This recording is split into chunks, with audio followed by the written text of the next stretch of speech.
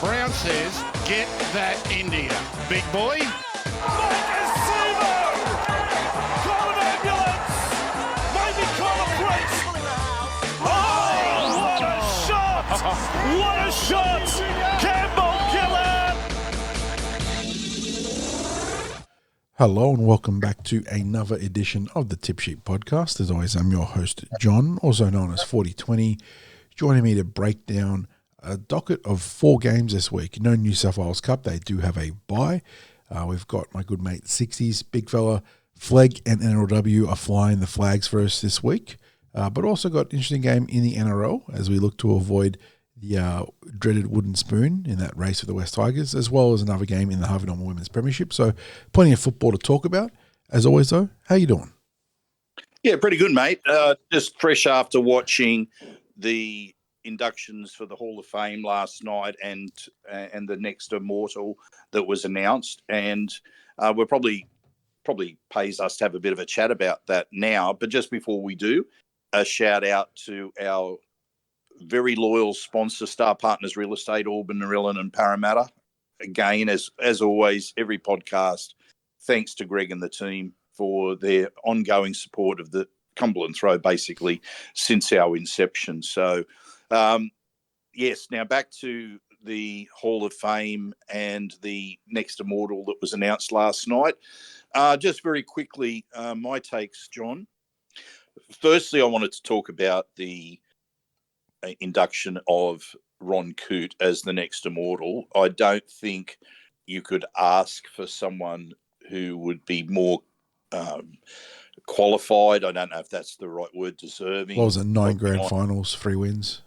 Yeah. As far as I'm concerned, like when I was first really aware of rugby league in my support, and when I say aware, I mean aware of the value of players in other teams. Like, you know, from the time that I could remember, I was always supporting Parramatta because that was a family thing. But in terms of really being aware of how good players were in other teams, Ron Coote was one of those players. And I remember when Peter Wynn first arrived at Parramatta, there were comparisons of Peter Wynn and his running style to Ron Coote. And if you had a look at the vision last night of Ron Coote in full flight, with the arms and legs seemed to be going everywhere, he would have been, you know, an awkward conveyance to tackle. And that was very much what Peter Wynn looks like in full flight as well. So I could understand those comparisons. But Ron Coote, I mean, you know, he was just part of very strong South Sydney and Roosters teams. And as it turned out, he wasn't just a quality footballer, but a quality person as well, with getting Men of League, which is now Family of League, off the ground. Getting that started, just such a great organisation. And he's, as a mark of my memory of Ron Coote, he actually features in one of my strongest memories of Eric Gross Senior, which was when Ron Coote, I think, was coming back from injury and was playing in a reserve grade game, and Eric was still on his rise as a young player, and he came from nowhere to tackle Ron Coote when it seemed like Ron Coote was certain to score a try.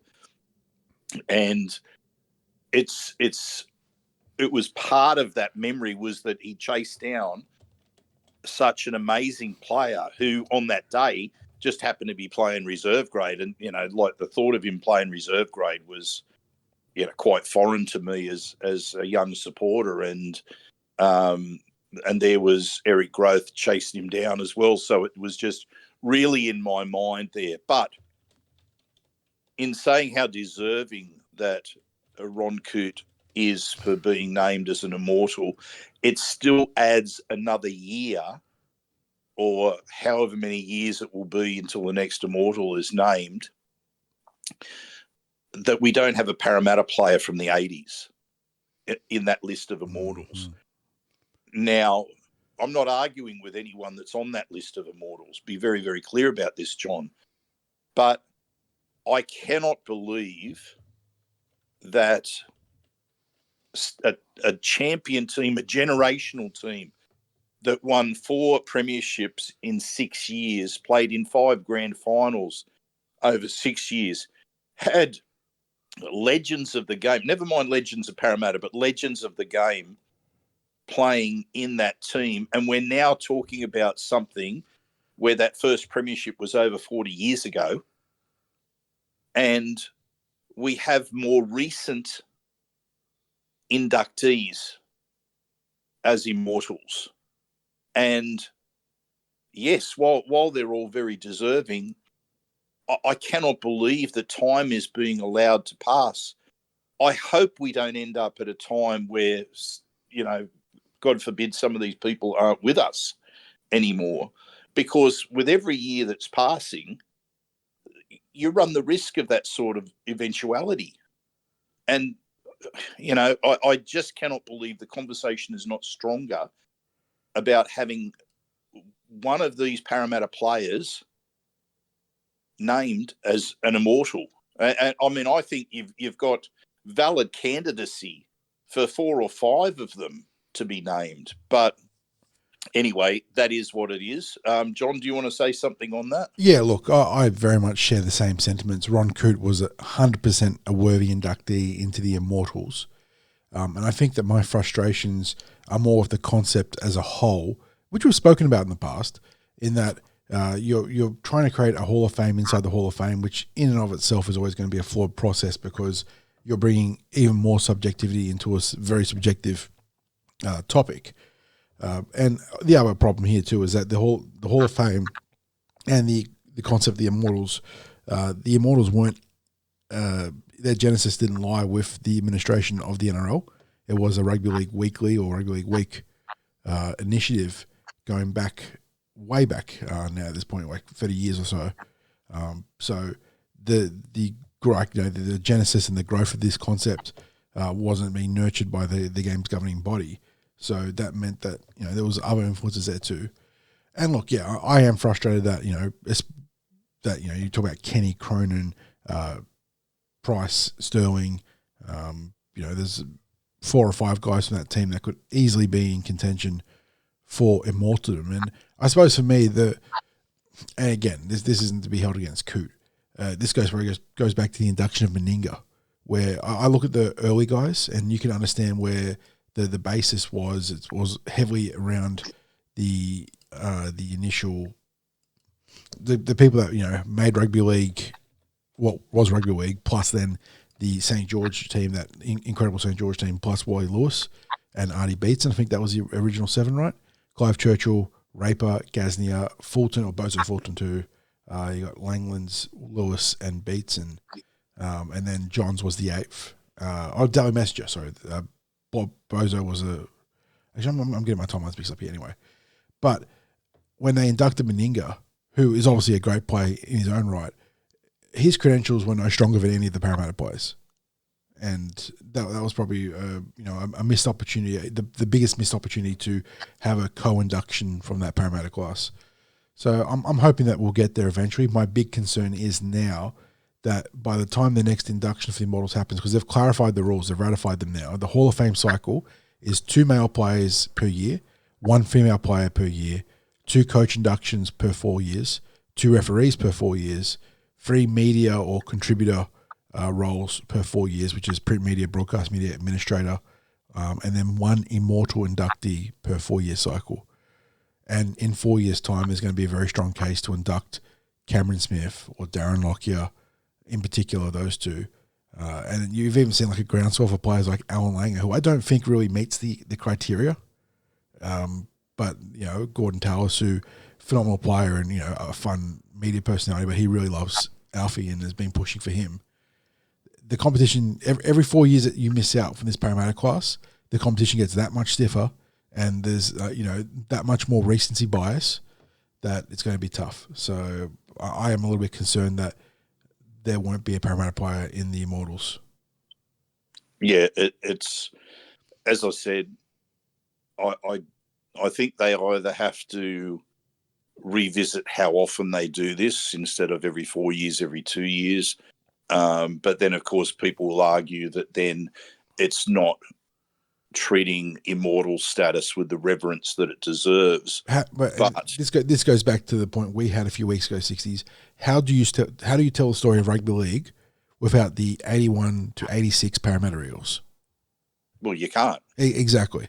They were three premierships in a row. Could have easily been 4, and one of the legitimate in a game that spans over 100 years now. There's only been a handful of legitimate dynasties, and Parramatta in that period were 100% one of the big ones, perhaps the second biggest, or maybe now, because obviously St. George are the biggest of them all. But I think that the Penrith Panthers of recent times are now inscribe themselves into very rarefied air and have a chance to maybe unseat Parramatta as number 2 if they can go again this year.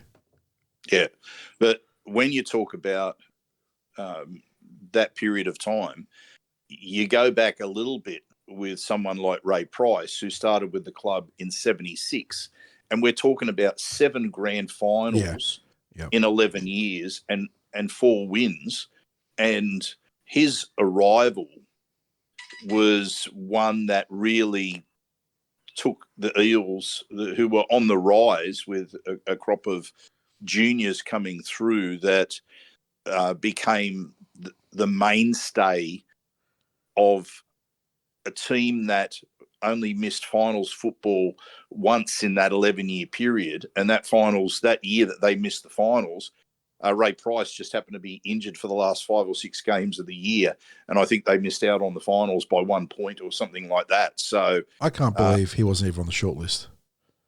It's, and again, you have to keep saying, in 4 years' time, when we're talking about players that retired nearly 40 years ago, and so I think Pricey's well in his 70s now. Mm-hmm. So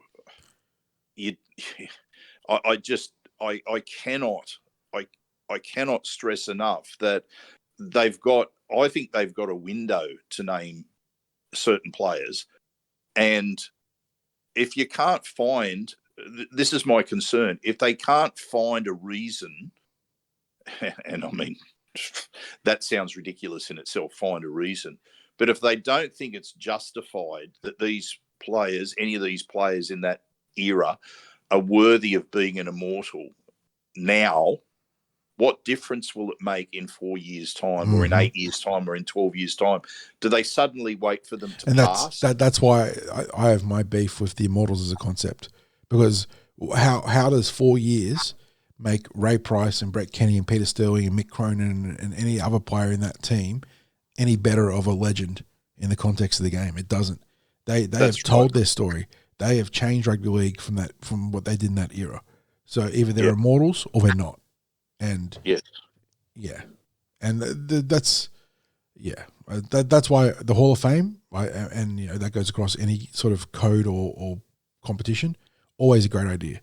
But when you bring in an inner circle Hall of Fame sort of competition, it's why you lead to these really prickly situations where, because of different management, the transition of ownership, and just different views on rugby league, you have one of the greatest teams of all time not being represented in the pinnacle of hero worship inside our code. Yep, absolutely, mate. So the only other thing I just wanted to touch on briefly was there's been a bit of controversy around Les Boyd being named in the Hall of Fame, and was it who was it?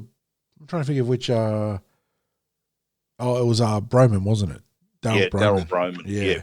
Yeah. He there was just a violent act on the field that from Les Boyd on Daryl Broman that really Daryl Broman was actually in rare form that year. Would have played for Australia that year. Copped the blow to the jaw and was out of the game for some time. I think he even ended up taking legal action. I mean, we're talking about an era of rugby league that in the late, well, especially in the late 70s into early 80s, where you were seeing some of this stuff that was going on, and this is where it was also a credit to Parramatta, because in all that time, Parramatta didn't take a backward step with any of this sort of stuff that was going on, but they never engaged in it. And there was a bit made about Ray Price being a bit of a niggler or what have you. The thing that I remember, someone, it was a rival player or rival coach that said something about Parramatta players, was that back in that era, a player never had to worry about having their back turned to a Parramatta player. Yeah, and that big cheap shot coming from behind. Yeah. And look, Les Boyd was, let's just say he was a player of that era. And I believe he's nature's gentleman off the field. But like someone like Jared Warrior-Hargraves, who's obviously a way more tamer version on the field, they flick a switch once they step over the white line. You cannot compare in terms of what's happened on the field, Jared Warrior-Hargraves with Les Boyd. But it's a similar thing where I've heard plenty of stories about JWH being an incredible human being off the field and just a lovely bloke in general. But in the context of the modern game, he steps on the field and becomes a real red line enforcer. Yeah, so if you're a red line enforcer these days, you can barely step over the line without getting in trouble. If Jared Warrior-Hargraves was playing back in the late 70s, he would have been regarded as a clean skin. Yeah, as a gentleman on the field. Yeah, like that's. But Darryl Broman did come out recently as well, sort of remonstrating about Boyd's inclusion in the Hall of Fame. He was quite upset, not just citing his incident, but talking about a couple of incidents too, and how that he felt that should have been essentially a blacklisting from such a high-profile piece of acclaim. Yeah, absolutely. And so, I probably am siding with Darryl Broman on this one, mate. I certainly can't hold it against anyone that would hold that against Boyd, because when you talk about the concept of the Hall of Fame, it's kind of like the best and fairest, isn't it? Where there are multiple qualifiers, and just being great at football also needs to be, sort of balanced alongside playing in the spirit of the game. And Boyd obviously had a couple of incidents in his career that I imagine you want to hope he would like to have had back. But since you can't take him back, maybe it should have qualified against him. I don't know. I didn't see enough football from that era. I've only seen, obviously the snippets and the replays here and there. I'm not qualified properly to answer, I feel. But I can certainly understand where Darryl Broman's coming from. I did want to say 60s. As much as I get frustrated by the concept of the Immortals, I do want to give the NRL a pat on the back for the actual ceremony last night. I thought it was done in fantastic style. There was no wafting of speeches for the individual candidates. Everyone got to say their piece, but it didn't carry on. There was plenty of respect being paid to all the class of 2024. If I just pull them up here, which I did have them, believe it or not, here. In terms of the male players, Lionel Morgan, Les Boyd, Benny Elias, Steve Renouf, Cam Smith, JT, Jonathan Thurston, Billy Slater, Benji Marshall, Cooper Cronk, Greg Inglis, and Sam Burgess. Am I right in saying that Sam Burgess is the first English induction into the NRL era Hall of Fame? I've got to think it is. Well, that seems crazy that Adrian Morley isn't in, honestly. Just off the top of my head. I'm sure there's other... Ellery Henley? I don't know. Look, off the top of my head, my thought would be that the contribution in the premiership football here maybe wasn't quite as I think it might be a longevity issue in terms of playing here. Perhaps, because with some of those again, players. you go back to that concept of telling the story of rugby league, not just for the Immortals, but the Hall of Fame. Adrian Moy was an absolute force in his time as a Sydney Rooster. So, yeah, and people will say the same. Could say the same about Malcolm Reilly. yes, Malcolm's another great shout. Yeah, he made an impact as a player with Manly, and then also made an impact as a coach. So, yeah, it's he achieved success, and it was, but you could see what it meant to see the emotion on Sam Burgess's mother's face. Just the pride that she had that he was being named in the Hall of Fame, and because the Burgess family story, although they've certainly had their ups and downs, but when you talk about their background and where they came from to make such a mark in rugby league, it's they can feel proud about that. Some people might argue about his inclusion in there for some of the off-field headlines that he's had, but in terms of on-field achievements, then I think he's worthy of being in the Hall of Fame. Look, I agree with that about the presentation, and of course, anytime you've got Yvonne Sampson involved in as MC duties and any sort of awards nights or presentation. Yeah, her passion for the game just shines through, and particularly when they were talking about the inductees for the foundational Hall of Fame players for the female pathways. And that includes obviously Tasha Gale, Natalie Dwyer, Katrina Fanning, Veronica White, Karen Murphy, and Tani Norris. Largely pulled from that original class of Jill LaRue's their 60s. But talking about she had so much pride talking about the Trailblazers that laid the foundations for the current edition of the NRLW that we enjoy every week now. Yeah, and when you're talking about something with that initial group that now goes back 30 years, it's incredible to see where the female game has got to. So, But anyway, I think we should move on just quickly before we do move on to the previews, mate. I think it's interesting that we now get the same sort of reaction to players leaving clubs as we do with the cyclists trading countries. There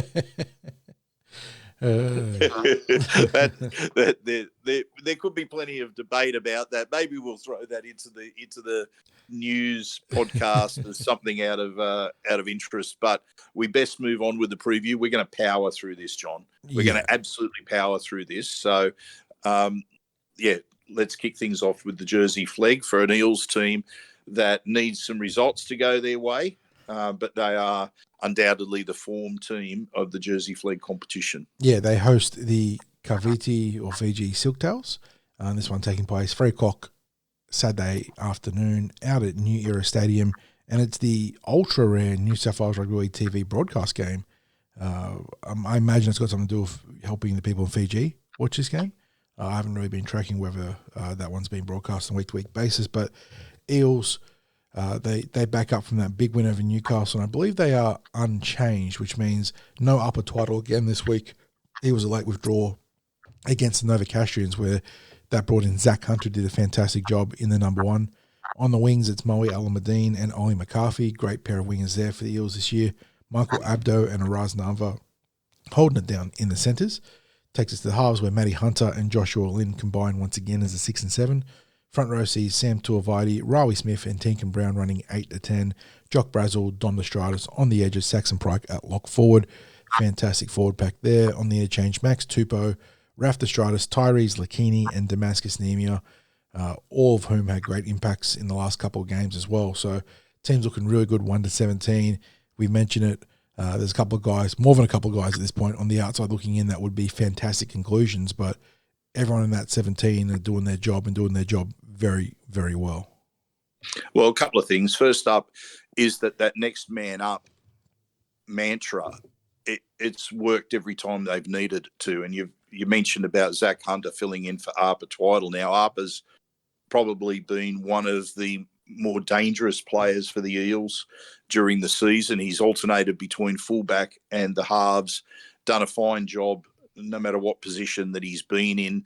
I think it's been a very good consolidation year for Arpa. Not sure how far he'll go in terms of his rugby league career, but we couldn't ask for more of him right now. So he'd be 20 years of age. He was in the part of the winning SG ball team last year. John, rather than probably diving too much into individuals in this team, what I would say is that they are just a very, very cohesive team, a very cohesive team. They're all on the same page about what they need to do. You can see that they are following match plans out there. If they're not, they're doing a very good job of hiding it. That's all I'll say, because the way that they've turned their season around, it's happened because they've obviously all bought in not just following match plans, but being there for each other. And communication's obviously good out on the field. Their plans, really classic rugby league, and the forwards are winning that battle, the physical battle. And they've had some really physical games. And you've got the backs taking advantage of it. And they are powering over the top of opponents at the moment, just powering over them. They've had games where, like, some of the opponents that they've played have barely been able to make any ground when they've had possession. I remember the week that they absolutely hammered South. South were lucky to be making 20 metres in a set. Such was the dominance that they had. So I don't think there's anything much more to say with this, because the Silktails have been struggling all season. They're now having to travel to Parramatta for this game, or Cabramatta. So look, I'm gonna tip a comprehensive victory, 30+. And the reality is the boys need a 30+ victory. 60s. They're chasing the Manly Sea Eagles. Parramatta coming to this round in 7th, chasing the 5th place Sea Eagles. 1 win ahead of them, but plus, what was that? 32? Oh, no, what am I saying? 38. Plus 38 in arrears on that points differential. So they need a good win. And obviously, we talked about it in the news podcast. They also need 2 results, I think, by the conclusion of next week, in terms of both the Seagulls and the Sharks. So starts this week with a big win against the Fiji Silktails, and I think they can get it done. They went over there earlier this year, raced out to a very strong lead, and then leaked in about 20 points of late tries to Fiji, and they just can't afford that this time around. They can race out to the big lead, but then they've got to go for the throat.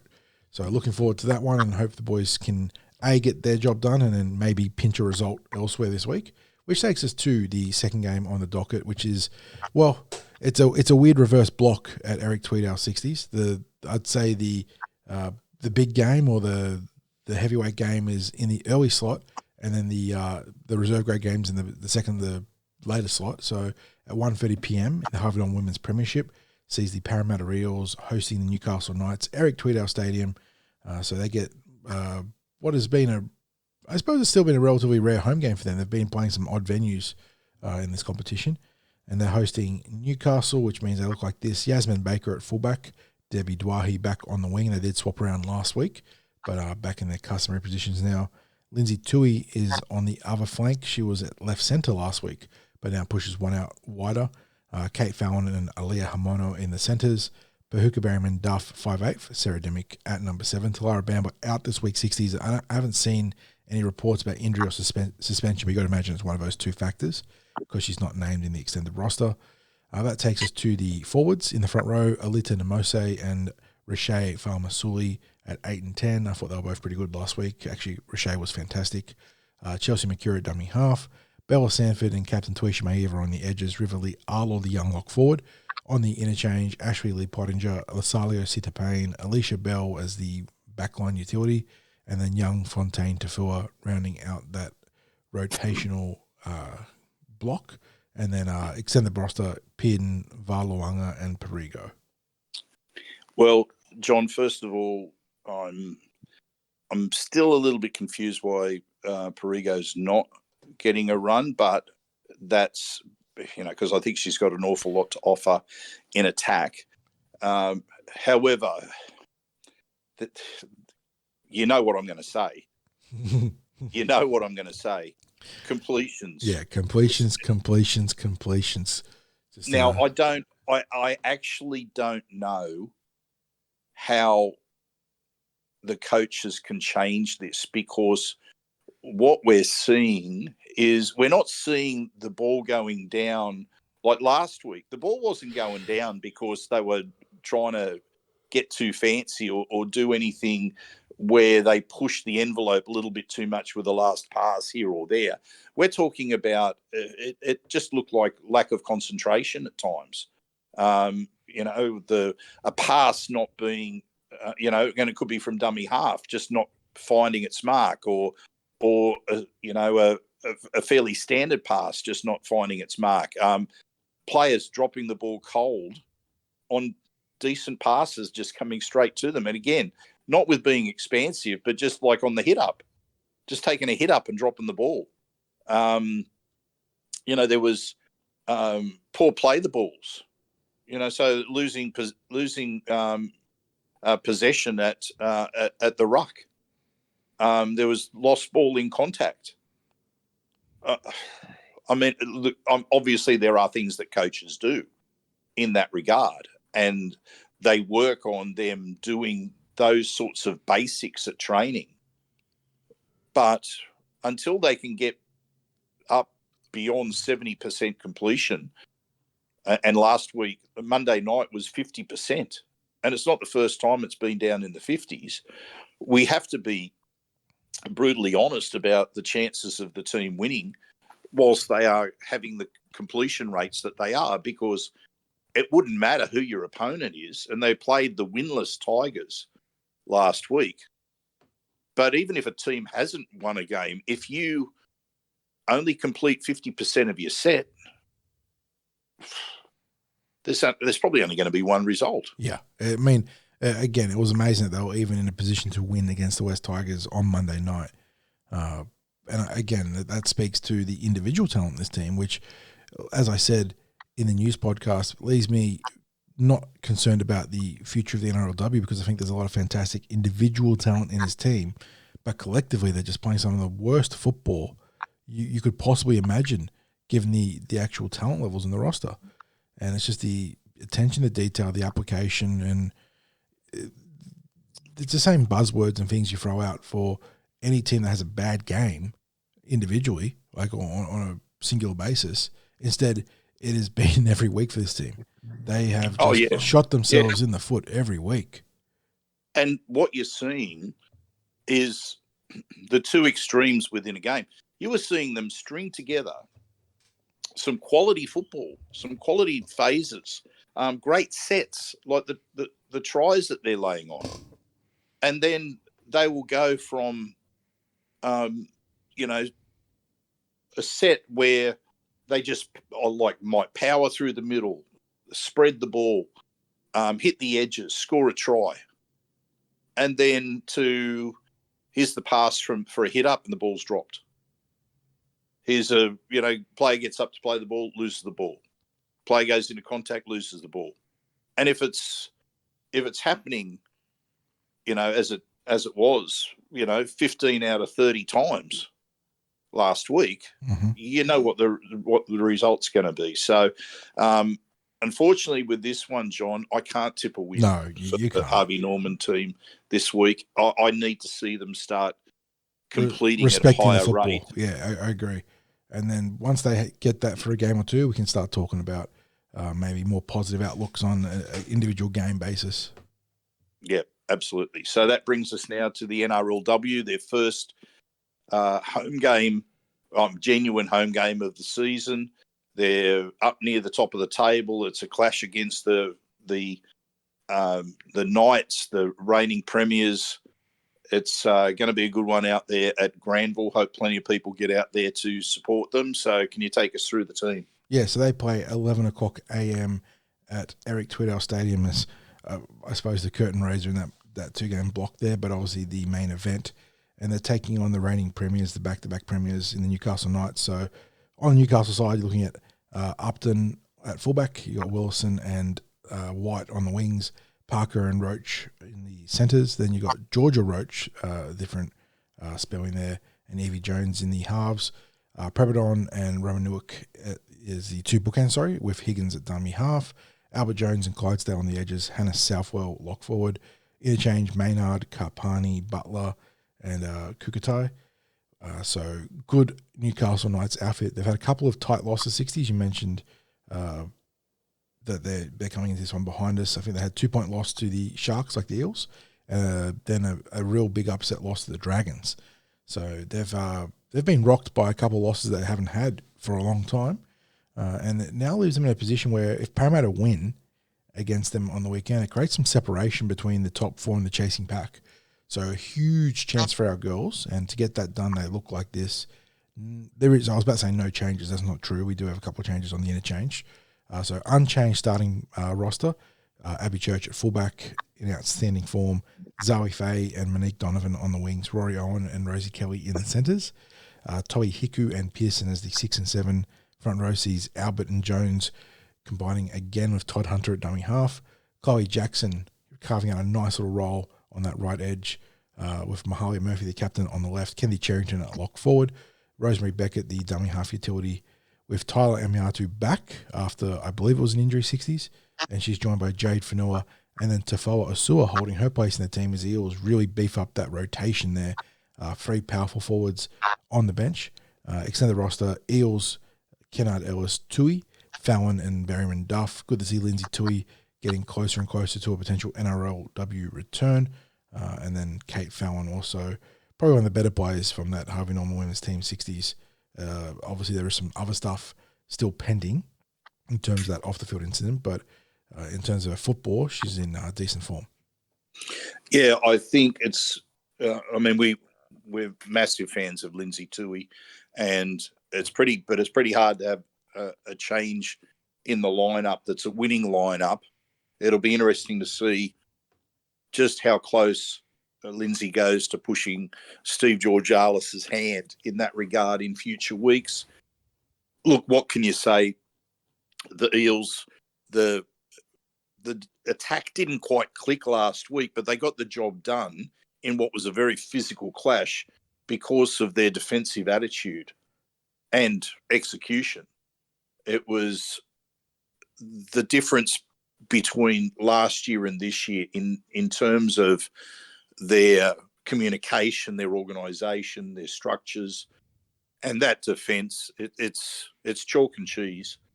This is a team that's enjoyable. It's enjoyable to watch the football that they're playing. They are playing a very, very good brand of rugby league, and people need to get out there and support them. It's as simple as that. It's all about the type of football that you should see. The forwards are playing aggressive and yet skilled football. The back line, well, they've got the players there to be able to work off the platform that's laid by the forwards. They've got some strike power that's there. They've got a pretty good general too in Rachel Pearson. So, and then, I'm not sure how long it's going to take for Abby Church to get the accolades that she deserves, but she certainly does deserve it. It's difficult to find a weakness out there at the moment, which will be interesting for Steve Georgialis in his decisions about Lindsay Tui. But Lindsay Tui is another strike player, and when we saw her on Monday night, she's a class above the Harvey Norman premiership level football. So yes, mate, I'm looking forward to being out there on Saturday, and I'm going to tip this is going to be a tough ask to get over the Knights. The Eels might sit above the Knights there, but the Knights have won the premiership for a couple of years in a row, and for a reason. Well, you talk about the Hall of Fame. There's probably a few players in this team that are going to be inducted at some point down the road. Oh, yeah, absolutely. But you know what? I'm gonna tip the Eels to get this done by about 6 points. Yeah, I'm backing our girls 100% 60s. I think that they're completely buying into what Coach Georgialis has put on the table as what they can do this year and the sort of threat they can make to the title, and they're really beginning to believe. And they haven't had a bad game this year so far, and the one, not even lesser game, but the game they played against the West Tigers recently was a torrid and brutal and physical affair where they still prevailed on the back of hard work and backing each other up. So I think they're really poised to secure a win here against Newcastle. And yeah, I can't really tip too different of a margin from you. Maybe we might be able to stretch out the 10 points if we, 10 or 12 points if we really flex everything and come together. But it's going to be a cracker of a game. Yeah, absolutely. So I'm expecting not too much to change in the way that the Eels play, except maybe they might look to be kicking away from Upton. In general field. General field kicking. So I would say just, again, win in the middle, playing off the back of that, and a kicking game where they're kicking away from Upton is what I'd be expecting. As I said, 6-point margin. I'll tip Kennedy Cherrington to back up her performance last week with a best on field this week. And as opening try scorer, I'm going to go with Rosie Owen this week. Yeah, I'm going to go for Abby Church to have a rare outplaying of Tamika Upton in the number ones and be the best on field. And then my first try scorer, I think your idea about playing some real smash mouth football, I think maybe leads to an Elsie Albert first try. Okay, sounds good. Okay, mate, we're going to have to keep powering through this. We're up to the NRL. The Eels, as we record this, would be up in Brisbane, probably doing their captain's run right now. They're taking on the Broncos. Let's run through those teams. Yeah, so the 8 o'clock Friday night primetime slot once again finds our Parramatta Eels. And you got to imagine that when they scheduled this one as the grand finals, Broncos versus the Parramatta Eels, had bigger expectations on the ladder positions of both teams, but that's how football works sometimes. So Brisbane look like this. Sailor taking over from Walsh at fullback. You got Cobbo and Arthurs on the wings. Stags and Mariner. Hang on, mate. Hang on. Breaking news. Parramatta has announced the signing of Isaiah Iongi. All right. Well, let's put the preview on hold for a quick chat about Isaiah, man. That's good. Yeah, a 3-year deal just came through on email. He's joining from next year on a 3-year deal until at least the end of 2027. So big news there. He was the 2023 New South Wales Cup fullback of the year. Played under 19s for Queensland. Obviously, we don't mind a Queenslander these days with the younger players, and the 2022 Jersey Flegg Player of the Year. So, just a quick jump in there. So people that are listening to this podcast, you might want to jump on the podcast and add your thoughts about that as well. Okay. Hard pressed to be upset about that signing. So if you are upset, we might have to check you into a mental facility. I think that's a very, very astute pickup from the Parramatta Eels. And again, you can't hold that as the benchmark for Jason Riles for every signing, but a great first move from our new coach. So well done there for the club and well done to our new coach. Alrighty, back to the preview 60s. And speaking of your news broke while we're talking about the backline, almost perfect there. But yeah, the Broncos, even without Walsh, still a great backline. Sailor, Cobbo, Stags, Mariner, Arthurs. In the halves, no Ezra Mam. Josh Rogers takes over there. He'll partner Adam Reynolds. Front row sees Corey Jensen taking over for one of Jensen or Wilson taking over from Payne Haas. Broncos down a few massive buyers there, which is pretty much contrary to what we come to expect for our Eels, where it's usually the reverse, the talent returns. But Jensen and Wilson, young Xavier Wilson, he's had a good year. As the bookends, Billy Walters, dummy half, Brendan Piacura and Jordan Ricky, the edge forwards of Patrick Carrigan at lock forward, so it's still an outstanding back row there. On the interchange, Blake Moser is their dummy half, utility, Kobe Heverington, Josiah Karapani, and Martin Ta'apau. I wonder if Karapani is related to the Newcastle Karapani that we just spoke about. be a funny timing to have the Broncos and the Knights playing us in different grades and have a brother, sister, or cousin connection there. But anyway, that's how it goes. Their extended roster, which probably won't be a factor. Takura, young Benjamin Takura there. Fletcher Baker, Jaden Hunt, Corey Pakes, and Corey Oates. So Brisbane, a bit short on troops there, not too dissimilar to our Parramatta Eels, who look like this. Clinton Gufferson at fullback. Mike Acevo taking over that left wing position, pushing Jake Tunglaw to 18th man with Sean Russell on the right sideline. Will Penasini and Blaze Telling in the centres. Dillbags, Dylan Brown at 5'8", and Dejan Arce at number 7. Front row sees Reagan Campbell-Gillard and Sean Lane as the bookends. Brendan Hands at dummy half. Kelma Tuolangi comes into the starting back row as a result of that Sean Lane rotation there. And I'm not complaining about Kelma getting more playing time. He was great in his return from injury. Bryce Cartwright on the other edge back row slot. Joe Offengar, he's starting at lock forward. Interchange, Joey Lussick, dummy half utility. Mac Hesse-Makatoa gets the call up this week. Luca Moretti, channeling his inner Hugh Jackman there, 60s. Bit of Wolverine healing factor there to Harvey's expected return timeline from a quadriceps injury. Back after, I think, 2 weeks instead of the anticipated 4, so well done to Luca. And Dan Keir rounding out our rotation. Jake Tunglaw, Matt Dury, Ethan Sanders, Morgan Harper, Hickey Ogden. Got the extended bench. Main man, Todd Smith. And then we've got Chris Butler in the box. Yes. So, John, as you were running through the team list, I was thinking the Eels, despite all the injuries, don't line up too badly against this Brisbane team. I think it's a far cry from last week about the Roosters side that they had to line up against.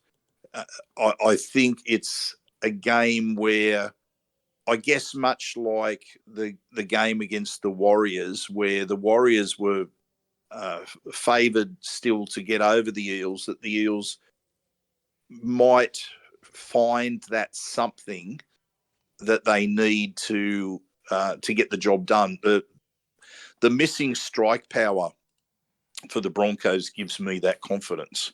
That I can't stress strongly enough about Reece Walsh being out, and I know he hasn't had the best year, but whenever he's out of the Brisbane team, they're less likely to pull some freakish bit of play out of the hat. I know they've still got some players who are capable of doing it, but he is like one of the main men when it comes to that. So, look, I think the Eels are in with a genuine chance, but it's going to come back to the game management in some of these crucial times. We cannot have a moment of brain fades. We can't, like that game against the Panthers. We're talking about the Eels lifted so magnificently in that game, but they got it wrong on one crucial play towards the end. And then it was just, the Panthers went for the throat. They had some dud calls for the Eels that helped them along the way, but they then just went straight to our left edge and eviscerated them and it was, although they got the calls going their way, the way they went there was clinical, wasn't it? It was like you could just see, here they go. And unfortunately, it was like the momentum of the Panthers train just couldn't be stopped there. So for the Broncos, it's the same deal. Get in their faces, keep them at their end of the field. Everyone do their job. And, when we get to these crucial times, no brain fades. Just work the play, manage the game as it should be if they've got the lead. Yeah. It's that simple, isn't it? Just it's not too dissimilar, although obviously the magnitude is different in the context of the criticism to the Harvey Norman's team, where it's just if you're in a position to win, stop shooting yourself in the foot. And the thing is, what this Eels team has managed to do, and they do get criticised a lot, but they still manage to do it. They can score points. Yes, that has not been an issue this year. They have been very competitive offensively, but it's the lapses in defense that have really cost them. Yeah, and when you think they're scoring points with missing the player who is probably the second best halfback in the world, and a lot of other players to boot, and they're still able to shred opponents' defences. The fact that we can't hold out opponents is, of course, the issue, but again, that comes back to we're let's be blunt. The left side defence has incredibly inexperienced players there. Yeah. Dejan himself has barely played much NRL football. He's never been considered as a first string in any team that he's been in, and that's said with respect to Dejan, because he's playing probably arguably some of his better football in this back half of the season. But it still means that over the years he hasn't got a wealth of NRL behind him, and he's playing beside a young kid who's 19, who's in his first season, and a winger who started the season in Ron Massey Cup and then made his debut in NRL about 4 or 5 games ago. So this is what's there on the left side, and they're all playing next to each other. So obviously opponents are going to target that side. So the Eels just have to make sure that they restrict the attacking opportunities. That means complete your sets, don't make those errors. And if you're in a position of controlling what happens with the football, maybe, especially late in a game, an early tackle kick is not the best option. Maybe playing the 6 tackles out and making a team come off their line from the corner post is probably the best option. So anyway, John, I don't really have too much more to say on this, so I'm ready to make my prediction. Yeah, let's get to it, mate. Parramatta Eels, Brisbane Broncos, Friday night. Who wins? Who stars? Who scores? Okay, so look, I am gonna tip the Eels to get this done by a 10-point margin. I think the score will be something like 34-24. I'm going to tip that Regan Campbell-Gillard is best on field. There you go. There's a big call for a player that's expected to be moved on. And I think first try scorer, well, I'm going to go for a fella who's maybe copped a bit of criticism lately, but Will Penasini. Alrighty. I'm going to back a bigger win. I'm going to get buy 4 into the optimism this week. Parramatta Eels by 16 or 18 points. So somewhere around high 20s to 10. So 26, 28, 30 to 10 or 12. So first try scorer, I will go Kelma Tuolangi. I love the physicality he's bringing on the edges, and I think that if we can spot him up against, it'll be Adam Reynolds, won't it? Down the right edge there.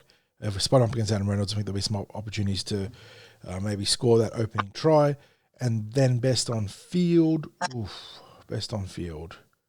Hard to go past Joffa. He's been the model of consistency. Maybe I'll you know what, if we're going to be ultra optimistic, let's believe in everyone. I'll go for Mike Acevo best on field. Big game from the big Fijian. Oh, wow. Massive call. Well, people, that just about brings us to the end of this podcast, one where you heard our live reaction to the signing of Iongi to a 3-year deal with the Eels. Make sure that if you're listening to this, no matter what the platform is, that you give us a like and a subscribe. Thank you for listening to us and continuing to listen to us throughout this season from hell. We'll hopefully be able to continue with bringing good news, at least about our lower grades, and still maybe a win for our NRL team this weekend. Thanks to our sponsor star partners, Real Estate Auburn, Narellan and Parramatta, for their continued support. Thank you, John, for another fine effort. And as I always say, go you mighty Eels.